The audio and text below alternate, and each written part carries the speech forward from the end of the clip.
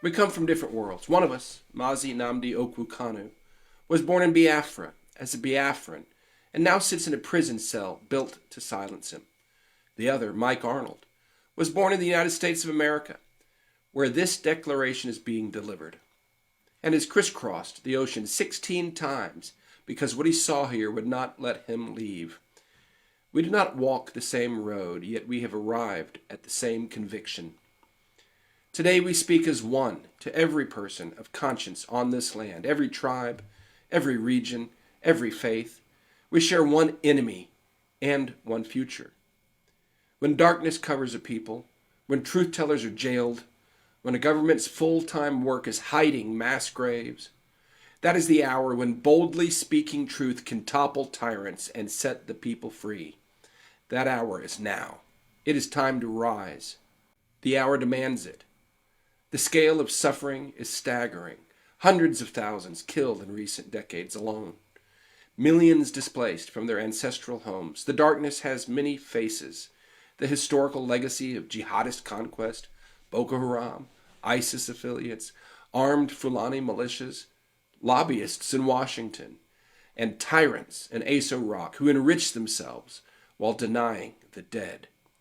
By 1900, the Sokoto Caliphate was among the largest slave societies in modern history. The genocidal Biafran-Nigerian War claimed some 3.6 million lives, according to official estimates, with Irish missionaries putting the figure closer to 5 million, many through starvation. Since 2009, credible reports document more than 180,000 deaths. More than 19,000 churches burned or destroyed, and the displacement of as many as 10 to 12 million people from their ancestral homes.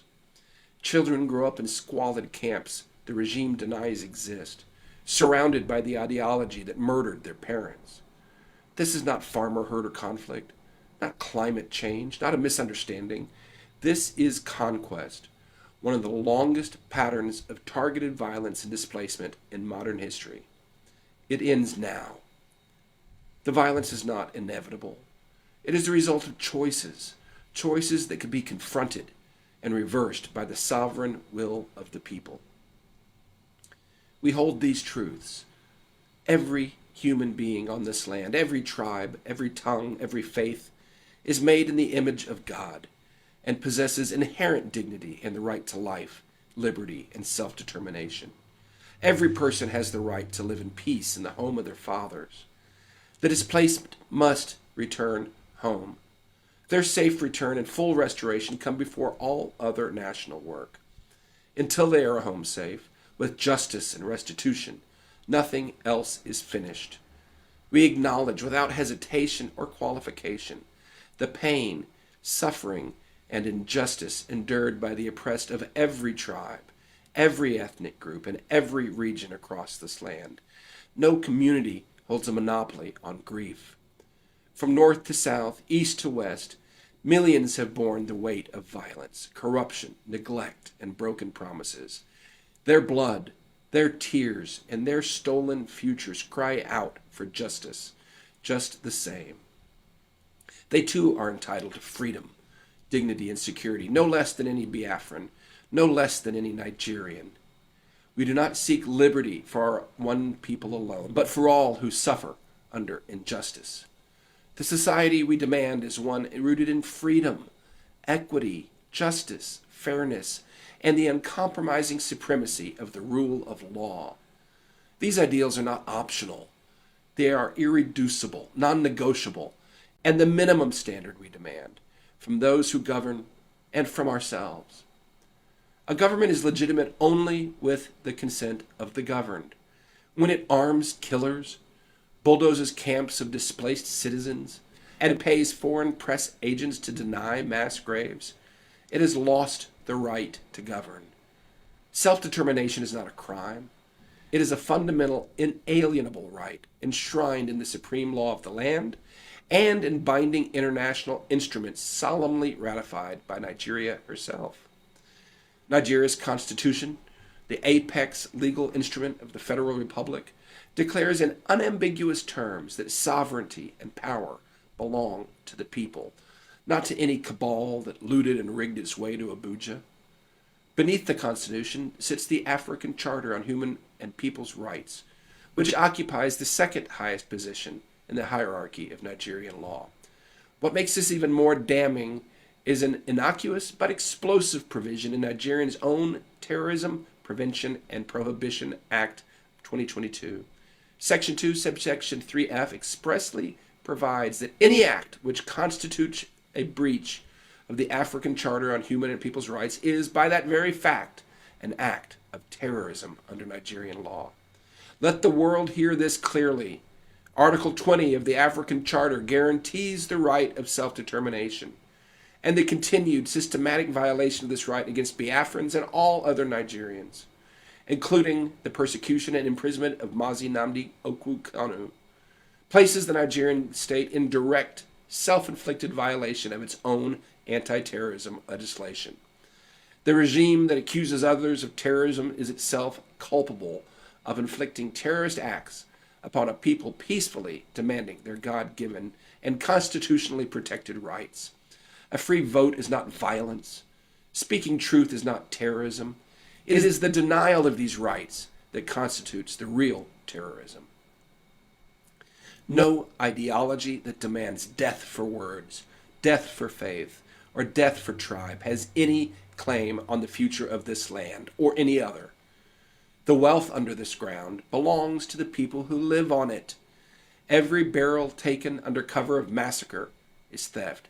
Every kilogram of ore dug from under the homes of the displaced is soaked in innocent blood. Every dollar that flows to foreign accounts while children starve is theft.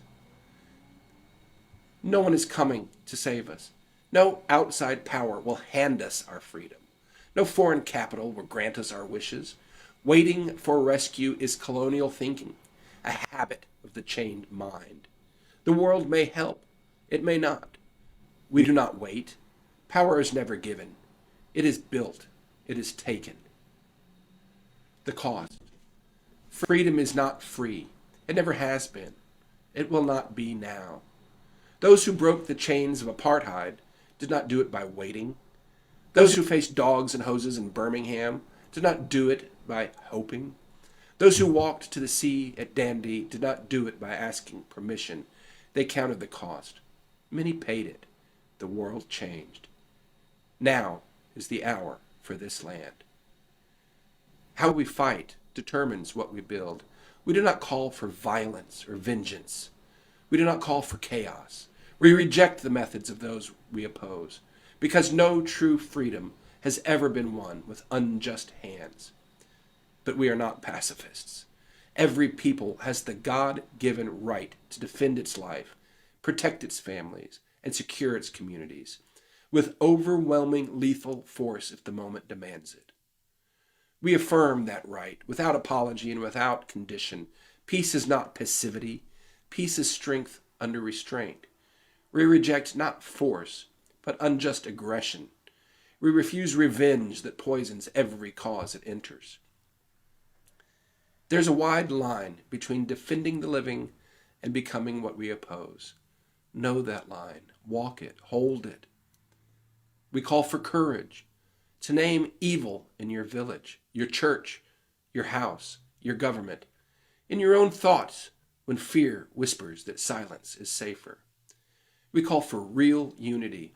Every soul of conscience on this land suffers under the same darkness. Do not let it continue to divide us. Stand together or fall apart alone. To our Biafran brothers and sisters, public infighting must end. Every perceived division among you is a gift to the darkness. Every faction fighting another faction is doing the enemy's work for him. You are never each other's enemies. The cause is too great, the cost too high, the hour too late. Unite under one sense of purpose, or risk surrendering the future you seek to build. We call for courageous, coordinated, disciplined, and unrelenting resistance, peaceful where possible, defensive where necessary, in the streets, at the ballot box, in every international forum, in every courtroom that will hear the evidence, in every church and mosque silent too long, Online and on the ground, darkness rules by your silence and fear. Withdraw both. We call for the transformation of governance in this land. The people must assert their sovereign will through coordinated, disciplined, and unrelenting pressure. Change must come via the peaceful but unstoppable force of a unified people, supported by moral clarity and, where possible, international oversight. Through legal and democratic action, through an internationally supervised process for a new constitutional framework and genuine self-determination, through the kind of moral force that has stopped tyrants before and will topple them again. We call on the world, every government, every faith, every human rights body, every person of conscience, to stand with the people of this land, not with the evil regime, with its people. Understand, we will not wait for you, and we will remember. Stand with us today, or watch us rise without you. To those who hold power, history is watching, and it is not kind to those who choose the wrong side of it. Pharaohs do not win in the end. They never have. You know this.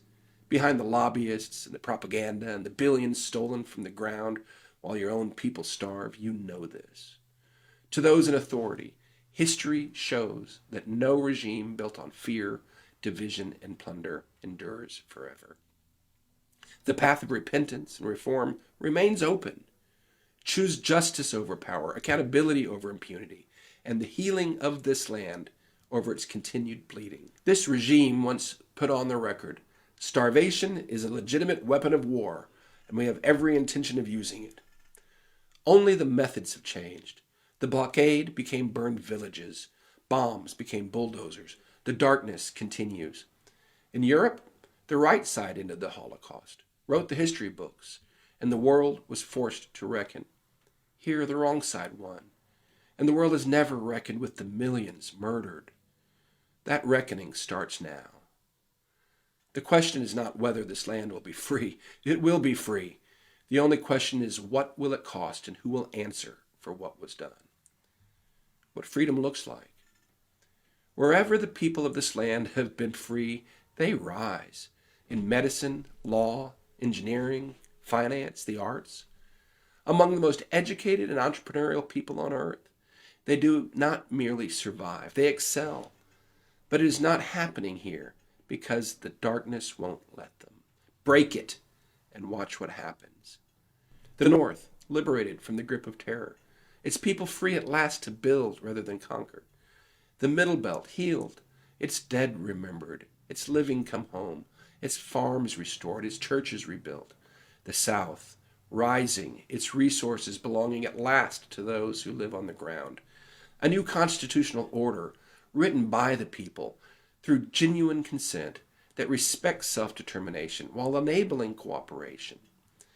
When this land is free, the people will not merely survive. They will lead. The benevolent giant of Africa, a multi-ethnic democracy rooted in peace, righteousness, and human dignity, putting $1 trillion of God-given wealth to work for its people and for the world. No longer a burden or a threat, a partner, a beacon to every people still waiting for their own long night to end. The free world needs this land free. The land needs the free world to finally show up, not for oil, not for minerals, but for its people. This is not a dream. It is what these people already are, everywhere they are free. Let us finally bring that freedom home. To the people, gird yourselves. The road is not short. It is not easy. Count the cost and be willing to pay it anyway. The cost of surrender is higher. It always is. Be the good ones. Be the honest ones. Be the ones found on the right side when this is over and the true history is written. Do not become what you oppose. Do not let this cause be captured by hatred, by tribalism, or by the hunger for power and personal gain that corrupts every movement that forgets its founding purpose. The cause is life. The cause is liberty. The cause is the right of every human being on this land to live in peace in the home of their fathers, to worship freely, to vote freely, to build freely. That cause is worth everything. Bring the displaced home. End the killing. Break the darkness. Draw the boundaries of peace by consent, by the voice of the people, the only authority that matters. The long night is ending. Let us stand together, not in hatred or narrow tribalism, but in defense of life, liberty, and the right of every human being to live in peace in their ancestral lands, to worship freely, and to build a future of dignity.